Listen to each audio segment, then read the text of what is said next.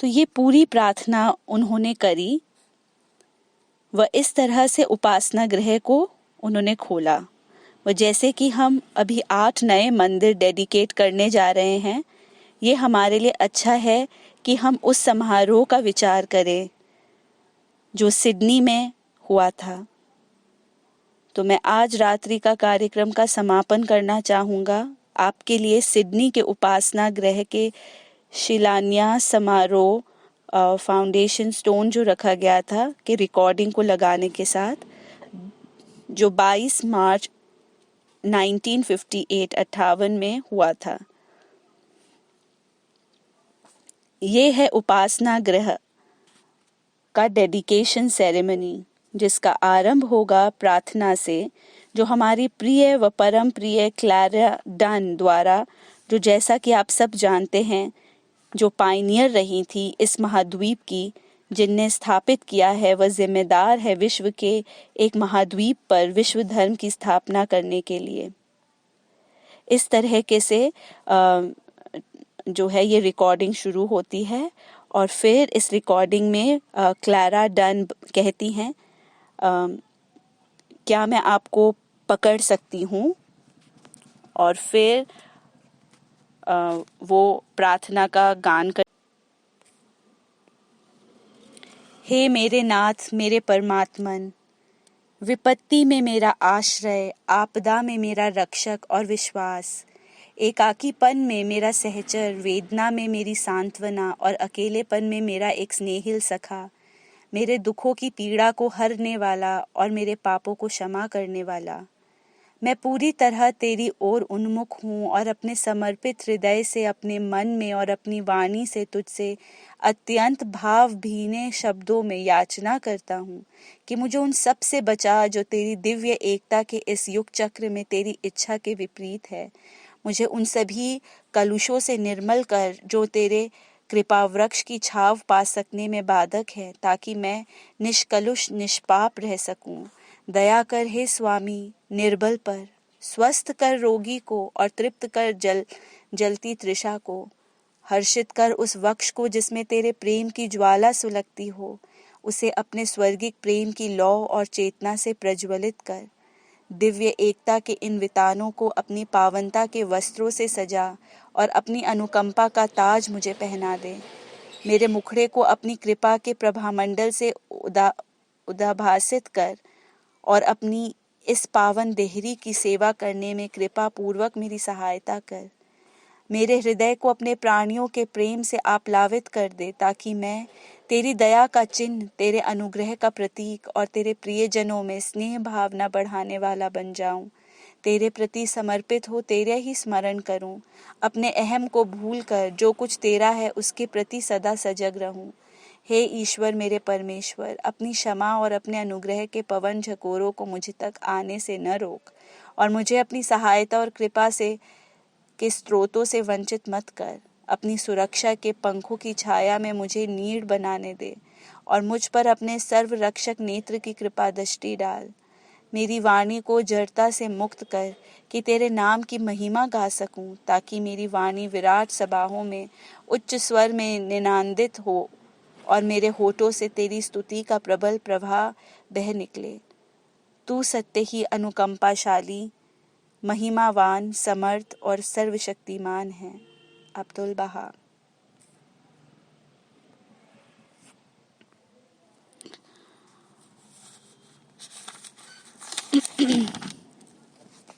तो मैं एक बार फिर टॉम को यहाँ बुलाऊंगी, व यदि किसी के कोई भी प्रश्न उत्तर हो व फिर लॉरेटा एक प्रार्थना के साथ समापन करेंगी। धन्यवाद टॉमी। फिर तालियां हैं और धन्यवाद। तो इस तरीके से फिर से टॉमी को बुलाया जाता है और फिर टॉम प्राइस आगे कहते हैं, बारबरा मैं अपना मानस बदल लेता हूँ व अब से मुझे केवल टॉमी ही पुकारें। मुझे अच्छा नहीं लगता जिस तरह सब मुझे टॉम प्राइस कहते हैं। वो पुराना टॉमी ही बहुत अच्छा है। तो क्या किसी के कोई प्रश्न है या कोई टिप्पणियां हैं? तो ठीक है यहाँ पर। मुझे नहीं पता कि आप कौन से टेप के बारे में, कौन से टेप को सुन रहे हैं, पर जैसे कि विभिन्न विंटर स्कूल्स और समर स्कूल्स में से जी, मैंने उन सभी से लिया है जहाँ से मैं ले सकता था, सभी जगहों को मैंने ले लिया, जहाँ तक मैं अपना हाथ मार सकता था। नहीं, मैं सिर्फ बहाई लेखों को पढ़ता हूँ, चिंतन करता हूँ, प्रार्थना, फिर चिंतन व इन चीज़ों के बारे में सोचता हूँ काफ़ी। मुझे नहीं पता कि ये कितने समय से था, पर 1988 से शायद कुछ वर्ष पूर्व तक मैं सिर्फ संगीत पर वार्ता प्रस्तुत करता था संपूर्ण बहाई विश्व में। वह मैं समर स्कूल्स के सत्र करता था यूरोप में, पूरे यूरोप में, उत्तर अमेरिका में म्यूज़िक पर, और वह कॉन्सर्ट्स भी करता था। वह 5 से 6 साल पूर्व मैं इतना थक चुका था उसी विषय पर बार बार बोलते रहने से, कला व संगीत का जो विषय था इसी पर बार बार बोलने से मैं इतना ऊब गया था कि मैंने किसी एक समर स्कूल में वहाँ पर मैंने कहा कि मैं और अधिक संगीत नहीं करना चाहता। वह सभी स्कूल प्रत्येक वर्ष ये तलाशते थे जहाँ मैं प्रशिक्षित करता था कि वह मैंने कहा कि मैं अब विज्ञान व आध्यात्मिकता पर बोलना चाहता हूँ। वह मैंने ये कहा, वह उन्होंने इसके ऊपर एक बैठक करी, वह पुनः मुझे फिर लिखा। वह मैं कल्पना भी नहीं कर सकता था जो उन्होंने मुझसे कहा उस बैठक में। आप जानते हैं टॉम प्राइस विज्ञान व आध्यात्मिकता पर बात करना चाहते हैं, और उन लोगों ने कहा नहीं, यदि वो संगीत पर वार्ता प्रस्तुत नहीं करना चाहते तो हमें नहीं चाहिए। वह तो इस तरह मैं बहुत हताश हो गया, पर मैंने फिर निश्चय किया कि संगीत व विज्ञान काफ़ी कुछ संबंधित है, तो क्योंकि संगीत, विज्ञान व कला दोनों ही है, वो विज्ञान भी है, संगीत और कला भी है। तो मैंने कुछ रिसर्च करना शुरू किया, व कुछ अन्य स्कूल्स ने मुझे बोलने का अवसर दिया, वह मैंने फिर आरंभ किया। पर सच में मुझे उसी तरह से तैयारी करना पसंद नहीं है जैसे अधिकतर लोग अपनी वार्ता तैयार करते हैं, अपना भाषण तैयार करते हैं। आप सोचते होंगे कि मेरी वार्ता मैं लिख कर रखता हूँगा, पर लेकिन अगर सच बताऊं तो मुझे लेखों पर चिंतन करना पसंद है। वह मैं वास्तव में मेडिटेट करता हूँ हर सवेरे। वह मैं हमेशा सादृश्य, एक उपमान, एक एनालॉजी लेकर आना पसंद करता हूँ, क्योंकि मुझे पता चला है कि अब्दुल बहा ऐसा किया करते थे। वह उन एनालॉजीज पर फिर मैं चिंतन करता हूँ, वह बस उन पर विचार करता हूँ।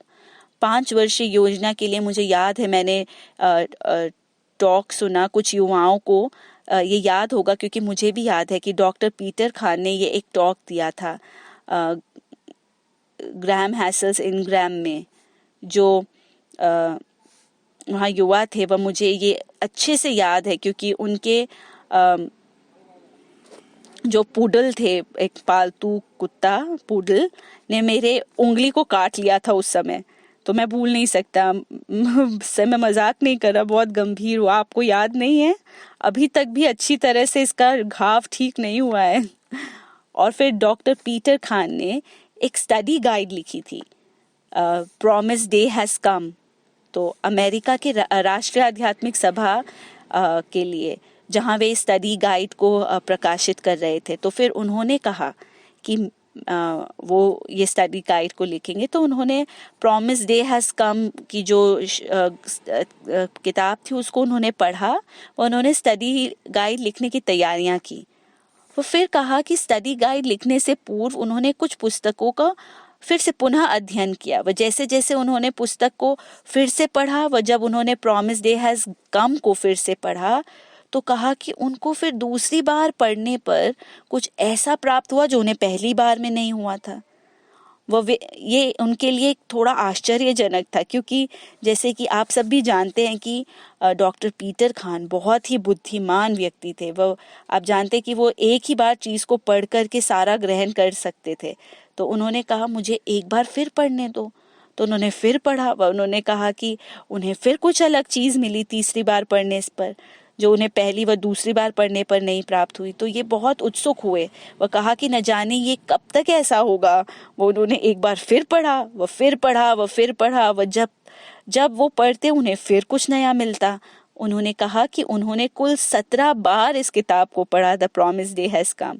वह 17वीं बार भी उन्हें नया कुछ सीखने को मिल रहा था। वह अंततः वो आगे बढ़े, वह उन्होंने स्टडी गाइड लिखा उस पुस्तक का। वह हम समय के बारे में अब विचार कर रहे थे कि यदि उन्हें 17 बार पढ़ना पड़ा तो हमें कितनी बार पढ़ना पड़ेगा क्योंकि उनका तो मस्तिष्क पूर्णतः वो प्रतिभावान थे, बहुत प्रतिभाशाली थे। वह उन्होंने हम सभी युवाओं को ये सिखाया कि इस तरह से हमें भी धर्म संरक्षक के लेखों को पढ़ना है, बार बार उसका अध्ययन करना है। वह जब पीटर खान गुजर गए हाल ही में, तो विश्वनाय मंदिर ने पीटर खान के केवल 6 गुणों को सूचीबद्ध किया।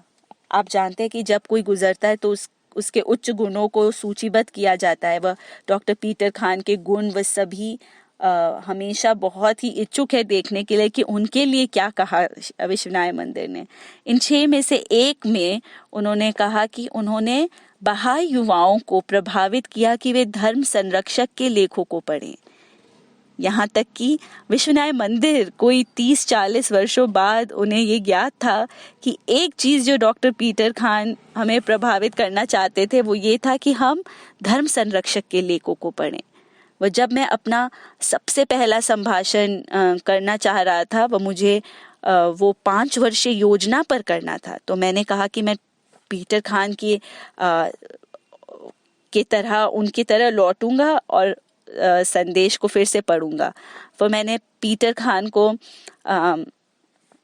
कौन किया, उन्हीं को वैसा का वैसा मैंने करने का प्रयास किया, जो कि जिस कौन एक क्रिया है जिसका अर्थ है कि अब हम जैसे डॉक्टर पीटर खान ने 17 बार प्रॉमिस डे हैज कम को पढ़ा था, तो वैसे ही या उससे भी अधिक बार मुझे अध्ययन करना होगा 5 वर्षीय योजना का अपना भाषण देने से पहले। वो मैंने किया, मैंने अपने iPod पर विश्वनाय मंदिर के संदेश को पूरा रिकॉर्ड कर लिया, जो एक लंबा संदेश है, 28 दिसंबर का पत्र।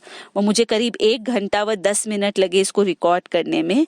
फिर यदि आप भी प्रयास करना चाहें तो ये एक लंबा संदेश है, तो 1 घंटा 10 मिनट का रिकॉर्ड हुआ और उस रिकॉर्डिंग को फिर मैंने लगाया। वह मैं प्रतिदिन जब भी मैं वॉक करता अगले 6 हफ्तों तक वह उसे मैं हर दिन सुनता 2 या 3 बार। तो इतनी दफ़ा मैंने 6 हफ्तों तक उसको पढ़ लिया, वह सुन लिया। वह मेरे विचार से ये शायद 1, 2 या फिर 3 सप्ताह के बाद था कि कुछ बहुत ही अच्छे विचार अंततः मुझे फिर मिलने लगे। वह तो हमें इस धारणा से बाहर निकलना होगा कि आप किसी चीज़ को एक बार पढ़कर उसे समझ सकते हो। हमें ये समझना चाहिए कि चीज़ें बहुत गहराई से उनकी निचोड़ को हम प्राप्त करेंगे एक लंबे चिंतन के द्वारा। फिर मैंने कुछ शोगी अफेंदी से पढ़ा, जो वास्तव में बहुत ही रोचक था कि उन्होंने बताया कि जितना ही हम लेखों को पढ़ेंगे उतना ही हम ये महसूस करेंगे कि हमारी पिछली धारणाएं किस तरह से गलत थी। किसी ने क्या ये पढ़ा है कहीं? शोगी अफेंदी ने कहा है जितना अधिक हम लेखों को पढ़ेंगे व उसका अध्ययन करेंगे उतना अधिक हम ये महसूस करेंगे कि हमारी पुरानी धारणाएं कितनी गलत थी। मैंने सोचा कि ये कितना विपरीत है उस तौर तरीके से जिससे अधिकतर लोग अपना शिक्षा का कार्य करते हैं। एक बार जब उन्हें विचार मिलता है वे उसे सिखाने लग जाते हैं। उन्हें लगता है कि वही सही है, वे उसे अपनी मृत्यु तक उसकी हिफाजत करते हैं। यदि कोई नया विचार सामने आ जाए तो वो उससे लड़ते हैं बराबर, क्योंकि ये उनके पूरे जीवन को अमान्य कर देता है। अन्य शब्दों में हमें प्रयास करना चाहिए कि हम सत्य की कुछ जो मान्यता है उसकी मानसिकता है कि हम प्रयास करें कि सत्य में जो हमारा विश्वास है जो पहले था वही रहे। वह यहाँ शोगी अफेंदी ऐसा कहते हैं कि ये नई अभिवृत्ति है कि जो सब तुम जानते हो वो तो गलत है, वह कुछ सही आएगा जितना तुम पढ़ोगे। वह फिर आप उस आनंद को सीखते हो जो कुछ नए खोजने से हमें प्राप्त होता है। वो अलग ही आनंद है। जब हम कुछ नया सीखते हैं उसका जो आनंद हमें मिलता है। भावला एक प्रार्थना में ये भी कहते हैं कि ईश्वर के सभी गुण एक रूप में ईश निंदा है। आप जानते हैं जैसे कि ईश्वर, हम कहते हैं वो सर्वज्ञाता है, सर्व प्रज्ञ है, सर्व करुणामय है, तो ये कैसे गलत हो सकता है? ईश निंदा कैसे हो सकती? क्योंकि ये तो भी किसी स्तर पर है, ईश्वर को परिभाषित कर रहा है, और सब गलत। हम ईश्वर को परिभाषित नहीं कर सकते, ये रोचक तरीका नहीं है। वह तो ये बहुत अच्छी प्रवृत्ति है, ये वो अभिवृत्ति है जो एक ट्यूटर, सह शिक्षक में होनी चाहिए, उनकी अध्ययनरत कक्षाओं में, कि उनके पास वे सब हो सीखने के लिए जो हम सबके पास है।